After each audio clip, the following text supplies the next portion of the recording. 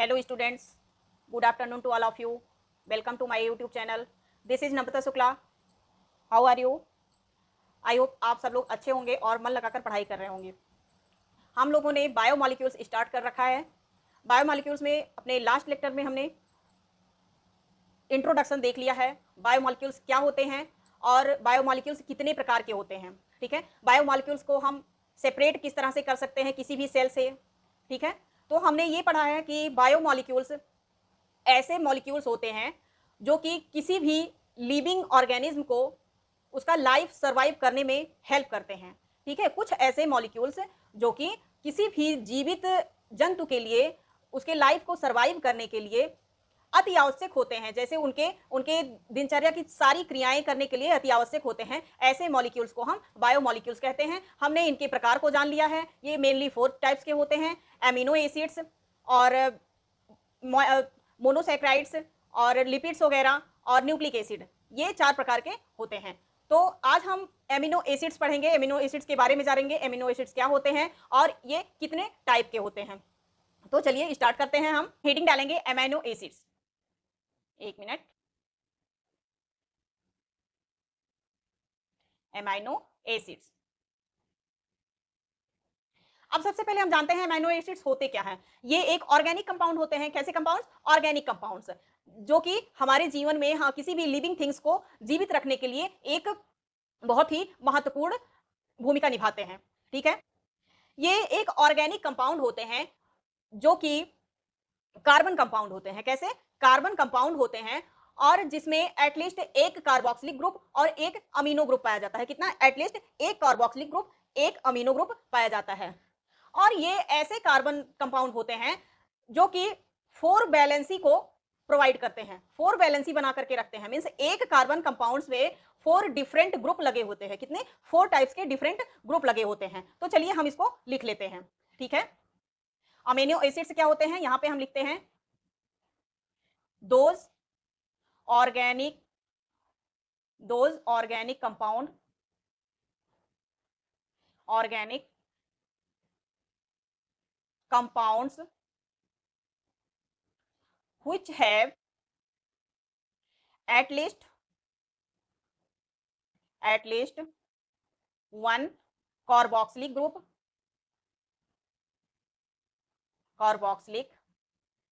group, means COOH, इसको हम carboxylic group कहते हैं. And one amino group, one amino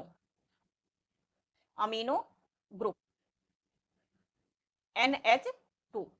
ठीक है, ऐसे कार्बनिक कंपाउंड, ऐसे ऑर्गेनिक कंपाउंड जिसके पास कम से कम एक कार्बोक्सिलिक ग्रुप होना चाहिए और एक अमीनो ग्रुप होना चाहिए, उसको हम अमीनो एसिड्स कह देते हैं. जैसे कि एक कार्बन है यहाँ पे, यहाँ देख लीजिए, एक अमीनो एसिड का हम फार्मूला लिख रहे हैं. एक कार्बन है यहाँ पे, ये 4 वैलेंसी प्रोवाइड करता है. कितना? 4 वैलेंसी.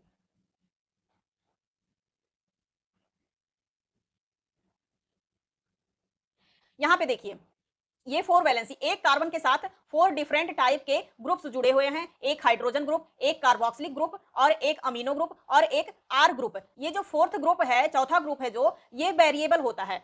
इसी से अमीनो एसिड को डिसाइड किया जाता है कि किस प्रकार का अमीनो एसिड है. ठीक है, इसी से डिसाइड किया जाता है. और एक चीज और हम जान लेते हैं, यहां पर नोट करके लिखेंगे, those carbon compound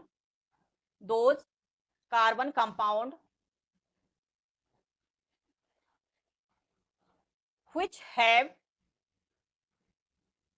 4 different group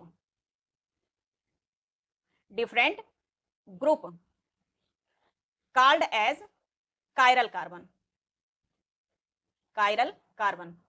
ऐसे कार्बन के कंपाउंड, ऐसे कार्बनिक कंपाउंड जिसके पास एटलीस्ट 4 डिफरेंट टाइप के ग्रुप होते हैं, वो 4 वैलेंसी प्रोवाइड करते हैं, उस कार्बन को हम कायरल कार्बन बोलते हैं. कौन सा कार्बन? कायरल कार्बन बोलते हैं. ठीक है, इसको हम क्या बोलते हैं? कायरल कार्बन बोलते हैं. तो यहाँ पे हम लिखेंगे ऑल एमाइनो एसिड्स, क्योंकि एमाइनो एसिड्स कैसे होते हैं? 4 डिफरेंट टाइप के एमाइनो एसिड का जो कार्बन होता है बीच का, वो 4 डिफरेंट टाइप का ग्रुप अपने ऊपर लिए रहता है. ठीक है, तो ये all amino acids are all amino acids have chiral carbon except, यहां पे एक एक्सेप्शन है, एक्सेप्ट ग्लाइसिन। ग्लाइसिन, अब हम ग्लाइसिन के पास कायरल कार्बन कैसे नहीं होगा? हम ये बता रहे हैं कि अमीनो एसिड ऐसा ग्रुप है जिसके पास, जिस कार्बन के पास 4 टाइप के डिफरेंट ग्रुप होते हैं, और ऐसा कार्बन जो कि 4 डिफरेंट ग्रुप को अपने ऊपर ग्रुप से बॉन्ड बनाए रहता है, उसको कायरल कार्बन बोलते हैं। और आल, तो इसके बेसिस पे all amino acids have chiral carbon except glycine. अब ग्लाइसिन के पास कायरल कार्बन क्यों नहीं है? अब हम ग्लाइसिन का फार्मूला देखते हैं। जैसे ये है कार्बन एक, यहां पे हमने एक कार्बोक्सिलिक ग्रुप जोड़ दिया, यहां पे एक अमीनो ग्रुप जोड़ दिया, ठीक है, एक हाइड्रोजन हो गया। अब यहाँ पे एक वेरिएबल फॉर्म है, और इस वेरिएबल फॉर्म के जगह पे यहाँ पे ग्लाइसिन के फार्मूला में हाइड्रोजन पाया जाता है। क्या पाया जाता है? हाइड्रोजन। यहां पर आर वेरिएबल इसका क्या है? हाइड्रोजन है। अब इस कार्बन को देखिए आप ध्यान से, इस कार्बन को जब हम देखते हैं तो यहाँ पे कितने ग्रुप जुड़े हुए हैं इससे? 4 बैलेंसिंग ग्रुप इसको जुड़े हुए हैं, लेकिन 4 बैलेंसिंग ग्रुप में से ये 4 डिफरेंट टाइप के नहीं है। जैसे कार्बोक्सिलिक ग्रुप, अमीनो ग्रुप और एक हाइड्रोजन जुड़ा हुआ है इससे, और यहाँ पे आर के जगह पर भी इससे हाइड्रोजन जुड़ा हुआ है। क्या जुड़ा हुआ है? हाइड्रोजन जुड़ा हुआ है। तो इसमें 4 डिफरेंट टाइप के ग्रुप नहीं जुड़े हुए हैं, इसीलिए ग्लाइसिन को हम क्या बोलेंगे? इसके पास कायरल कार्बन नहीं है, इसके पास कायरल कार्बन नहीं है। अब इसकी वजह से जिस कार्बन के पास 4 different group means chiral carbon, जो जिस अमीनो एसिड के पास कायरल कार्बन होता है, वो क्या होते हैं? डालते हैं types of amino acid, types of amino acids. Amino acid के टाइप कितने होते हैं? तो ये एक तो इसका टाइप होता है स्टैंडर्ड अमीनो एसिड। कौन सा? फर्स्ट होता है स्टैंडर्ड अमीनो एसिड, और ये सेकेंड होता है नॉन स्टैंडर्ड अमीनो एसिड। कौन सा? Non standard amino acid. Standard amino acid को हम प्रोटीनोजेनिक अमीनो एसिड बोल देते हैं सॉरी,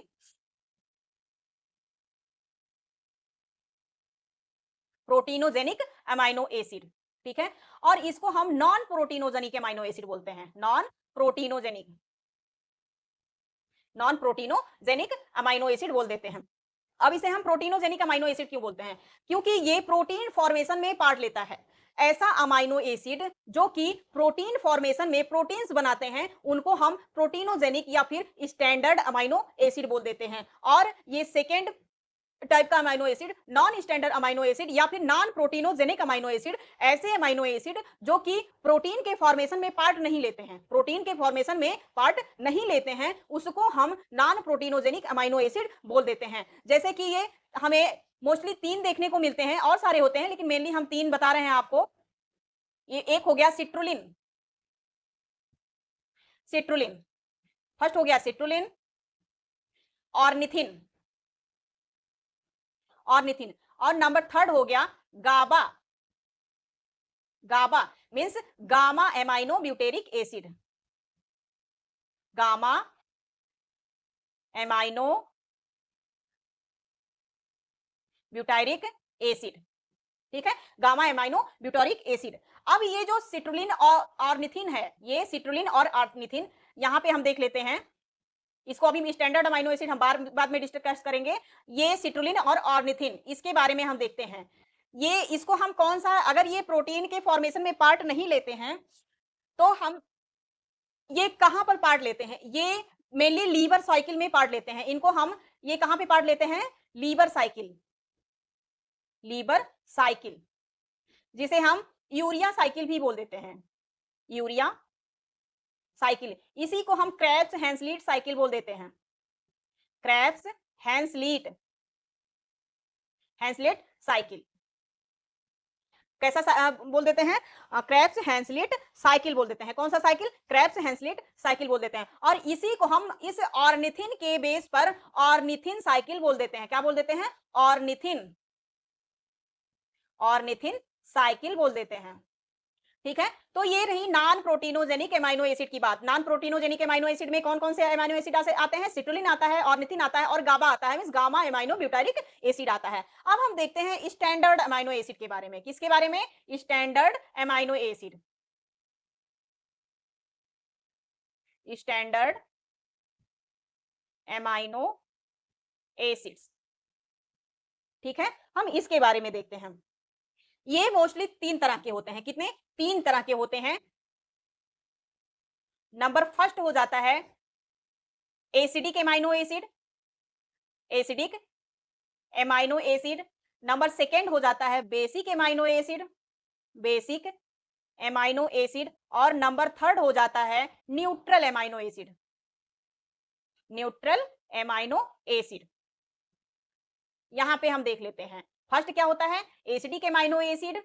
और सेकंड क्या होता है? Basic amino acid. और थर्ड क्या होता है? Neutral amino acid. ठीक है, इसको हम किस बेसिस पे डिवाइड करते हैं? जैसे हमने देखा है किसी भी एमाइनो एसिड में एटलीस्ट 1 कार्बोक्सिलिक ग्रुप और 1 अमीनो ग्रुप होना ही चाहिए। 1 कार्बोक्सिलिक ग्रुप और 1 अमीनो ग्रुप होना ही चाहिए। तो अगर अगर carboxylic group is more than amino group, carboxylic group is more than amino group, तो उसको हम एसिडिक अमाइनो एसिड बोल देते हैं। क्या बोल देते हैं? एसिडिक अमाइनो एसिड बोल देते हैं। और बेसिक अमाइनो एसिड में क्या होता है? Amino group is more than, amino group is more than carboxylic group. ठीक है, अमीनो ग्रुप की संख्या कार्बोक्सिलिक ग्रुप से ज्यादा होगी। अब ये न्यूट्रल एमाइनो एसिड क्या होता है? न्यूट्रल एमाइनो एसिड में कार्बोक्सिलिक ग्रुप और अमीनो ग्रुप दोनों की संख्या सेम होगी। कैसी? सेम होगी। ठीक है, तो हम इसको एसिडिक एमाइनो एसिड को हम निगेटिवली चार्ज एमाइनो एसिड भी बोल देते हैं। एसिडिक में निगेटिव, जैसे हमारा ऑप्टिमम पीएच कितना होता है? 7। ठीक है, ऑप्टिमम पीएच कितना होता है? 7 होता है। और अगर कार्बोक्सिलिक ग्रुप ज्यादा रहा तो उसके पीएच की संख्या जो है वो उसका पीएच जो है घट जाएगा, 7 से कम हो जाएगा उसका पीएच। तो इसीलिए उसको वो किस में आ जाएगा? अगर 7 से कम है पीएच तो एसिडिक ग्रुप में आता है, और अगर 7 से ज्यादा आता है तो उसको हम बेसिक ग्रुप बोल देते हैं। इसीलिए, और जब ज्यादा आता है तो उसको पॉजिटिवली चार्ज एमाइनो एसिड बोल देंगे। और अगर कार्बोक्सिलिक ग्रुप मींस जो बेस है उसका निगेटिव, वो 7 से कम आता है, कार्बोक्सिलिक ग्रुप उसमें ज्यादा है, तो उसको हम निगेटिवली चार्ज एमाइनो एसिड बोल देंगे। क्योंकि जैसे ये यहाँ पे 7 है, 7 ऑप्टिमम पीएच है, मींस न्यूट्रल पीएच कैसा है? 7 है, 7 है। 7 से ज्यादा गया, मान लो 8 हो गया, तो इसके ऊपर एक चार्ज ज्यादा हो गया। कितना? एक चार्ज ज्यादा हो गया, क्योंकि ये जो कार्बोक्सिलिक ग्रुप है ये निगेटिवली चार्ज होता है और अमाइनो ग्रुप जो है ये पॉजिटिवली चार्ज होता है। तो अगर ये अमाइनो ग्रुप ज्यादा हो गया तो इसमें पॉजिटिवली चार्ज चढ़ जाएगा। ठीक है, इसी तरह से अगर मान लो इसका 6 आ गया, एक जो इसका चार्ज है 6 हो गया, मींस इसमें कार्बोक्सिलिक ग्रुप बढ़ गया, तो इसका जो पीएच है वो घट जाएगा। ठीक है, पीएच घट जाएगा, तो इसमें निगेटिवली चार्ज मींस ये माइनस में आ जाएगा और ये प्लस में आ जाएगा। ठीक है, इसी के बेसिस पे हम निगेटिवली चार्ज और पॉजिटिवली चार्ज देखते हैं। ठीक है, आगे देखते हैं। तो इसको हम क्या बोल देते हैं? Negatively charge amino acid, negatively charged charged amino acid. ठीक है, इसको बेसिक एमाइनो एसिड को हम क्या बोल देते हैं? Positively charged amino acid, positively charged amino acid. ठीक है, और ये न्यूट्रल है, इसमें कोई भी चार्ज नहीं होता है, ना तो नेगेटिव चार्ज होता है ना हो पॉजिटिव चार्ज होता है। मैं मींस इसका जो चार्ज होता है वो न्यूट्रल होता है बिल्कुल। इसका पीएच कैसा होता है? 7 होता है। ठीक है, इस बेसिस पे हम मींस कार्बोक्सिलिक ग्रुप और अमीनो ग्रुप के प्रेजेंस के बेसिस पे हम इसको डिवाइड करते हैं कि ये एसिडिक है, बेसिक है या फिर न्यूट्रल है। तो अब हम एक एक करके इसको देखते हैं। ठीक है, नंबर फर्स्ट हम देख लेते हैं acidic amino acid, acidic amino acid. अभी हमने क्या बोला? इसमें COOH more than NH2 means amino group से ज्यादा इसमें क्या होता है? कार्बोक्सिलिक ग्रुप होता है। कैसा होता है? कार्बोक्सिलिक ग्रुप होता है। अब इसका, और ये कैसा होता है? निगेटिवली चार्ज एमाइनो एसिड होता है, निगेटिवली चार्ज एमाइनो एसिड। इसके एग्जाम्पल 2 आते हैं। Number 1 aspartic acid, aspartic acid. और number 2 glutamic acid, glutamic acid. अब हम मान लो हमें इसका फार्मूला लिखना हो तो हम किस तरह से लिखेंगे? इसका फार्मूला अगर हमें लिखना हो तो हम किस तरह से लिखेंगे? ठीक है, तो हमने क्या कहा? एक कार्बन होता है, क्या होता है? कार्बन होता है, ठीक है? अब इसमें हमें 4 वैलेंसी जोड़ना है, कितना? 4 वैलेंसी। इसमें 4 वैलेंसी हमें जोड़ना है। नंबर 1 हम जोड़ेंगे, इसमें कार्बोक्सिलिक ग्रुप जोड़ देंगे, ठीक है? इसमें हम कार्बोक्सिलिक ग्रुप जोड़ देंगे और एक हम इसमें अमीनो ग्रुप जोड़ देंगे। कैसा? अमीनो ग्रुप जोड़ देंगे। एक हाइड्रोजन जोड़ देंगे। ये तीनों जो हैं, ये नॉर्मली हर एमिनो एसिड में पाए जाते हैं, ठीक है? अब यहाँ पे जो एक आर ग्रुप है, वेरिएबल ग्रुप, इसकी जगह पे हम क्या जोड़ेंगे?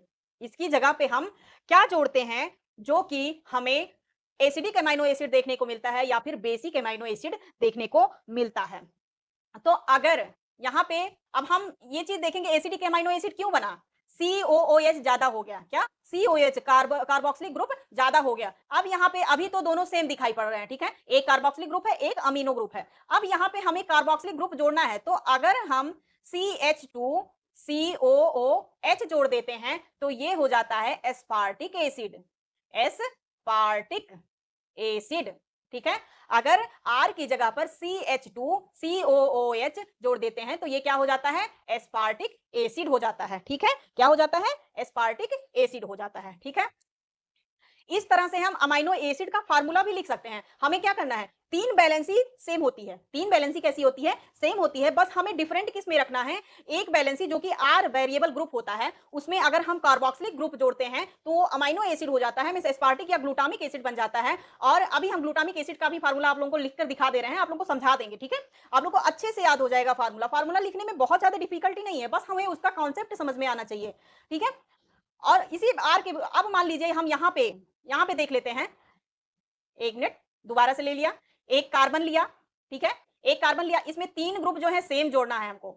एक कार्बोक्सिलिक ग्रुप जोड़ देना है, एक हाइड्रोजन जोड़ देना है और एक क्या जोड़ देना है? अमीनो ग्रुप जोड़ देना है। अब हम यहाँ पे ऐसा कोई भी फार्मूला जोड़ेंगे, ऐसा कोई भी मॉलिक्यूल जोड़ेंगे जो कि क्या हो, ये कार्बोक्सिलिक ग्रुप की संख्या को बढ़ाता है, तभी तो ये ग्लूटामिक एसिड बनेगा, तभी ये ग्लूटामिक एसिड बनेगा। अब यहाँ पर हमने CH2 COOH जोड़ दिया तो एस्पार्टिक एसिड बन गया। अब इसी CH2 के नंबर को हम बढ़ा देते हैं, CH2 2 टाइम हो जाता है और एक COOH हो जाता है, कितना? COOH। अब यहाँ पे देखिए, ये COOH 2 बार आ चुका है और NH2 एक बार है, इसीलिए। और इसमें अब यहाँ पे देख रहे हैं एस्पार्टिक और ग्लूटामिक एसिड में दोनों amino acid acidic amino acid हैं, बट इसमें डिफरेंट कहां पे है? ये CH2 में। इस CH2 में अगर CH2 एक बार आता है, एक बार जुड़ा हुआ है, तो इसको हम एस्पार्टिक एमाइनो एसिड बोल देंगे। अगर CH2 का नंबर 2 है, CH2 के ब्रैकेट में के पावर 2 है, तो इसका नंबर ये क्या हो जाएगा? ग्लूटामिक एसिड हो जाएगा। कैसा हो जाएगा? ग्लूटामिक एसिड हो जाएगा। ये रहा एसिडिक एमाइनो एसिड। अब इसी तरह से हम बेसिक एमाइनो एसिड को देख लेते हैं। हेडिंग डालेंगे basic amino acid. Basic amino acid, ठीक है? इसमें क्या होता है? अभी हमने आप लोगों को बताया था, इसमें अमीनो ग्रुप ज्यादा होते हैं, किससे? एक मिनट। अमीनो ग्रुप की संख्या ज्यादा होती है किससे? कार्बोक्सिलिक ग्रुप से। कार्बोक्सिलिक ग्रुप से अमीनो ग्रुप की संख्या ज्यादा होती है, इसीलिए इसको हम पॉजिटिवली चार्ज्ड एमाइनो एसिड बोल देते हैं। पॉजिटिवली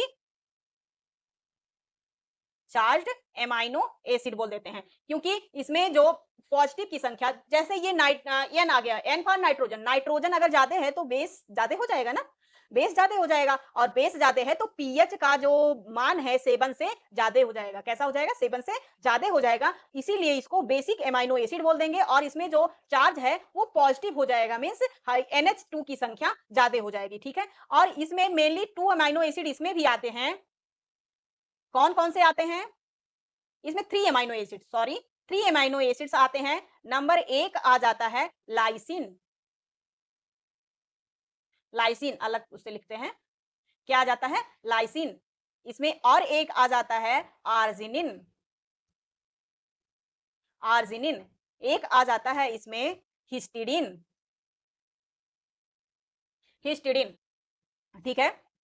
अब हमने बताया एक चीज और आप लोग जानते रहिएगा कि अदर एसेंशियल और नॉन एसेंशियल के बेसिस पे टू टाइप्स के अमाइनो एसिड होते हैं। एक एसेंशियल अमाइनो एसिड, अभी हम आगे पढ़ाएंगे आप लोगों को। एक एसेंशियल अमाइनो एसिड और एक non essential amino acid. Essential amino acid का मतलब होता है जो कि हमारी बॉडी में आवश्यक है, जो कि हमें बाहर डाइट से लेना पड़ता है, वो हमारी बॉडी में वो प्रोड्यूस नहीं होता है वो अमाइनो एसिड। और नॉन एसेंशियल अमाइनो एसिड का मतलब है कि उसे हमें कहीं और से, बाहर से या फिर डाइट से लेने की जरूरत उसे नहीं है, वो हमारी बॉडी में प्रोड्यूस होता है। ठीक है, नॉन एसेंशियल का मतलब क्या है? अगर कोई चीज हमारे पास है, कोई चीज अगर हमारे पास है, तभी तो हम उसको बाहर से नहीं लेंगे, हमें उसे बाहर से लेने की आवश्यकता क्या हुई? लेकिन जो चीज हमारे पास नहीं है, उसको हमें बाहर से लेने की आवश्यकता होती है। तो मेनली इस बेसिस पे इस बेसिस पे मेनली 20 अमाइनो एसिड होते हैं, 20 अमाइनो एसिड। और जो कि अभी हाल ही में 2 अमाइनो एसिड और खोजे गए हैं, उसको भी मिला दें तो 22 अमाइनो एसिड होते हैं। कितने? 22 अमाइनो एसिड होते हैं, जिसमें कि 10 एसेंशियल होते हैं और 10 नॉन एसेंशियल होते हैं। कितने? तो इसमें नॉन एसेंशियल और एसेंशियल के बेसिस पे ये जो है लाइसिन और यहाँ पे देख लीजिए आर्जिनिन और हिस्टिडीन जो है, आर्जिनिन और हिस्टिडीन जो है, इसको हम सेमी एसेंशियल बोल देंगे। सेमी एसेंशियल क्यों बोलेंगे?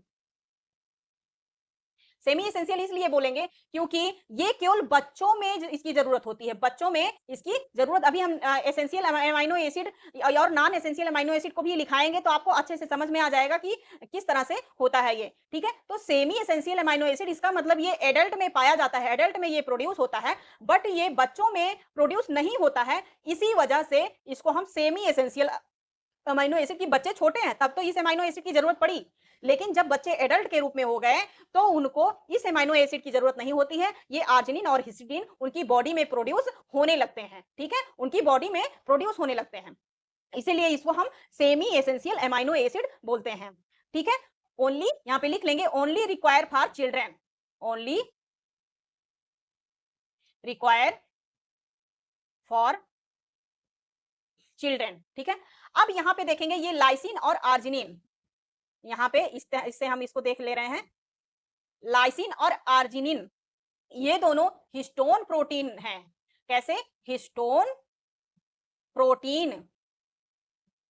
इसका मतलब हिस्टोन प्रोटीन क्या है? जो कि ये डीएनए में पाया जाता है। कहां पे पाया जाता है? डीएनए में पाया जाता है। इससे जो डीएनए में हिस्टोन प्रोटीन, जैसे हिस्टोन ऑक्टामर जो होते हैं, उनमें ये प्रोटीन पाई जाती है, जो कि डीएनए जहां पे ऐसे इस तरह से हिस्टोन ऑक्टामर पाए जाते हैं, हिस्टोन ऑक्टामर। और इसी से हमारा जो डीएनए है वो ऐसे रैप करके रखता है, इसी तरह से ऐसे रैप करके रहता है, तभी तो इतना बड़ा डीएनए रहता है और एक छोटे से सेल में आ जाता है। इसी को हिस्टोन प्रोटीन बोल देते हैं। ये जो हिस्टोन ऑक्टामर देख रहे हैं ना आप, ये यहाँ पे दो दो के गुच्छे में है, ये दो दो दो दो, ये 8 है, 8 4 के सब यूनिट में है। कितने? 4 के सब यूनिट में, इसीलिए इसको हिस्टोन ऑक्टामर बोल देते हैं। और ये हिस्टोन प्रोटीन यही हिस्टोन ऑक्टामर बनाते हैं। क्या बनाते हैं? हिस्टोन ऑक्टामर बनाते हैं। ठीक है, तो ये हो गए हिस्टोन प्रोटीन। कौन से? लाइसिन और आर्जिनिन। लाइसिन और आर्जिनिन को हिस्टोन प्रोटीन बोल देते हैं और आर्जिनिन और हिस्टिडीन को सेमी एसेंशियल अमाइनो एसिड बोल देते हैं, जो कि ओनली रिक्वायर फॉर चिल्ड्रन। ठीक है, एडल्ट में ये बनते हैं। अब हम थर्ड नंबर देख लेते हैं, न्यूट्रल अमाइनो एसिड। कौन सा? Neutral, neutral amino acid. ये मेनली 5 प्रकार के होते हैं। कैसे? 5 प्रकार के होते हैं, 5 टाइप्स। कैसे होते हैं? 5 टाइप्स होते हैं। ठीक है, अब इसमें एक एक करके हम देखते हैं। नंबर फर्स्ट आ जाता है aromatic amino acid. Neutral amino acid का मतलब जानते ही हैं आप, जो कि इसमें दोनों बेस बराबर होते हैं, ना कि ना निगेटिवली चार्ज होता है ना बेसिकली चार्ज होता है। ये न्यूट्रल बेस पाया जाता है इसमें। कौन सा? न्यूट्रल बेस, न्यूट्रल बेस पाया जाता है। ठीक है, number first aromatic, aromatic amino acid. हम शायद इसमें बेसिक में फार्मूला लिखा ना भूल गए हैं। चलिए ठीक है, अभी देखते हैं। एरोमेटिक अमाइनो एसिड, इसमें एक आ जाता है ट्रिप्टोफैन। अभी हाँ, अभी हमने जो ग्लाइसिन बताया था, ग्लाइसिन, इसको पहले लिख लेते हैं फिर देखते हैं। ट्रिप्टोफैन ये मोस्ट कॉम्प्लेक्स एमाइनो एसिड होता है, मोस्ट कॉम्प्लेक्स एमाइनो एसिड होता है। इसी तरह से हम यहाँ पर नोट करके एक चीज आप लोग को लिखा रहे हैं कि most simplest amino acid, simplest amino acid कौन सा होता है? ग्लाइसिन। ग्लाइसिन होता है, ठीक है। मोस्ट सिंपलेस्ट अमाइनो एसिड क्या होता है, ग्लाइसिन होता है, और tryptophan most complex amino acid होता है। एक है टायरोसिन। ये ट्रिप्टोफैन जो होता है ये प्रिकर्सर होता है ऑक्सिन का। प्रिकर्सर किसका होता है, ऑक्सिन का। ऑक्सिन मीन्स क्या होता है, प्लांट हार्मोन। एक प्लांट हार्मोन है जो कि उसका प्रिकर्सर क्या होता है, ट्रिप्टोफैन होता है, ठीक है। अब यहाँ पे हम लोग देख लेते हैं टायरोसिन नंबर थर्ड। ये एरोमेटिक अमाइनो एसिड तीन होते हैं, कितने होते हैं, तीन होते हैं, ट्रिप्टोफैन, टायरोसिन और एक होता है phenyl alanine. Phenyl alanine, phenyl alanine, ठीक है। अब नेक्स्ट नंबर हम देख लेते हैं न्यूट्रल में, number second, sulphur containing amino acid. Sulphur containing amino acid, कैसा, सल्फर कंटेनिंग एमाइनो एसिड। ये भी दो होते हैं, सिस्टीन,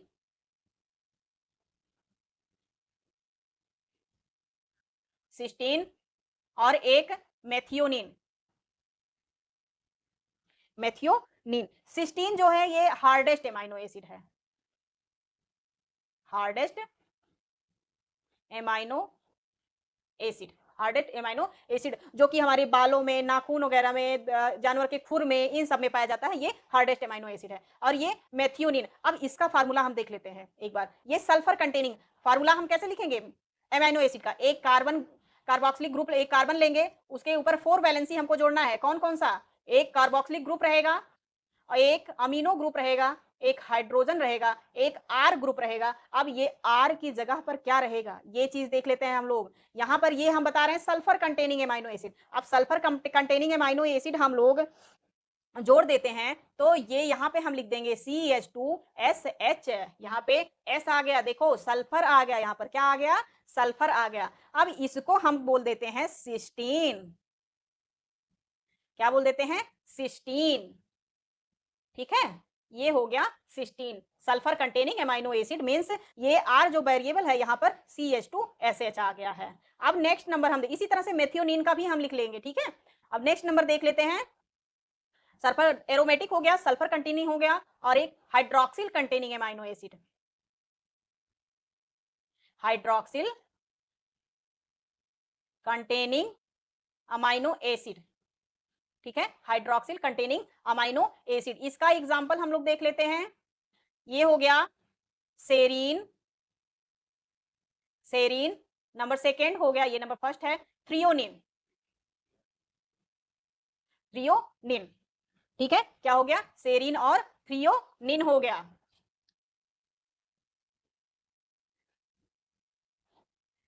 यहां देख लेते हैं, अब इसका फार्मूला हम कैसे लिखेंगे, यहां पर क्या बता रहा है, हाइड्रोक्सिल कंटेनिंग, हाइड्रोक्सिल मींस इसमें हाइड्रोक्सिल ग्रुप जुड़ा होना चाहिए। अब हम इसका फार्मूला लिख लेते हैं, देखो यहां पे बनाते हैं, एक कार्बन लेंगे हम लोग, एक कार्बोक्सिलिक ग्रुप जोड़ेंगे, एक हाइड्रोजन ग्रुप जोड़ेंगे, और एक अमीनो ग्रुप जोड़ेंगे, ठीक है, एक अमीनो ग्रुप। अब यहाँ पे वेरिएबल क्या है, आर है, क्या है वेरिएबल, आर है। यहाँ पे हम क्या जोड़ देंगे, CH2OH, OH आ गया, यहाँ पे क्या आ गया, OH, जो कि हाइड्रोक्सिल कंटेनिंग है, क्या है, हाइड्रोक्सिल कंटेनिंग है, और इसको हम बोल देते हैं सेरीन, क्या बोल देते हैं, सेरीन बोल देते हैं। इसी तरह से हम थ्रियोनिन का भी लिख देंगे, इसका नंबर जो है 2 कर देंगे, और OH कंटेनिंग हो जाएगा, ये हो जाएगा थ्रियोनिन, ठीक है। अब नेक्स्ट नंबर फोर्थ आएंगे, फोर्थ नंबर एक टाइप का न्यूट्रल अमाइनो एसिड होता है एमाइड्स, एमाइड्स, ठीक है। ये क्या होता है, ये एमाइड्स जो होते हैं वो एसिडिक एमाइनो एसिड से ही फॉर्म होते हैं, किससे, फॉर्म्ड फ्रॉम, एक minute,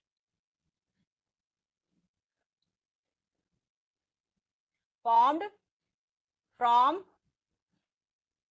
acidic amino acid, acidic amino acid, acidic amino acid अभी हमने क्या देखा, एस्पार्टिक एसिड, एस्पार्टिक एसिड, और ग्लूटामिक एसिड, ग्लूटामिक एसिड। अब इसको हम, इसका एमाइडेशन करके हम इसको एमाइड्स में बदल देते हैं, इसका एमाइडेशन जब हो जाता है तो ये एमाइड्स फॉर्म में आ जाता है। इसको हम एस्पार्टिक एसिड का अगर एमाइडेशन होता है तो इसको क्या बोलते हैं, एस्पेराजीन। ये एक एमाइड है, क्या है, एमाइड। इसको ग्लूटामाइन, ग्लूटामाइन जो कि एक क्या है, एमाइड्स है, ये दोनों क्या हैं? एमाइड्स हैं। क्या हैं? एमाइड्स। एमाइड्स, ये दोनों क्या हैं? Acidic amino acid. Acidic amino acid, ठीक है? तो एसिडिक एमाइनो एसिड से जो एसिड बनता है उसको एमाइड्स बोलते हैं। अब एक फिफ्थ नंबर आ गया इमिनो एसिड, ये भी न्यूट्रल एमाइनो एसिड है। इमिनो एसिड, इमिनो एसिड, इसमें क्या हो गया? इस उसमें ये क्या करता है? एमिनो अमीनो ग्रुप की जगह पर एमिनो ग्रुप कंटेन करता है। जो मान लीजिए ये यहाँ पे एक कार्बन है, एक कार्बोक्सिलिक ग्रुप है, एक हाइड्रोजन है और यहाँ पे एक हो गया आर ग्रुप और यहाँ पे लिखना है अमाइनो, तो यहाँ पे इमिनो फॉर्म है, इमिनो ग्रुप ही आ जाएगा। NH2 की जगह पर NH ही आएगा इसमें, इसको हम इमिनो एसिड बोल देते हैं। तो contains imino group instead of amino group, amino group, ठीक है? यहाँ पे क्या आ जाएगा? ये हो जाएगा इमिनो एसिड। क्या हो जाएगा? Imino acid. और इसका जो एग्जाम्पल है ये हो गया प्रोलीन, प्रोलीन हो गया, ठीक है?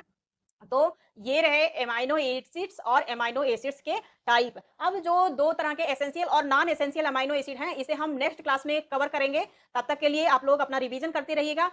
मिलते हैं नेक्स्ट क्लास में। बाय बाय सभी को। जिस भी अमीनो एसिड के साथ 4 डिफरेंट टाइप के ग्रुप जुड़े होते हैं, मींस जिस अमीनो एसिड के पास कायरल कार्बन होता है वो ऑप्टिकली एक्टिव होते हैं। कैसे होते हैं? ऑप्टिकली एक्टिव होते हैं। यहां पर देखते हैं, एक टर्म है ऑप्टिकली एक्टिव। Optically active,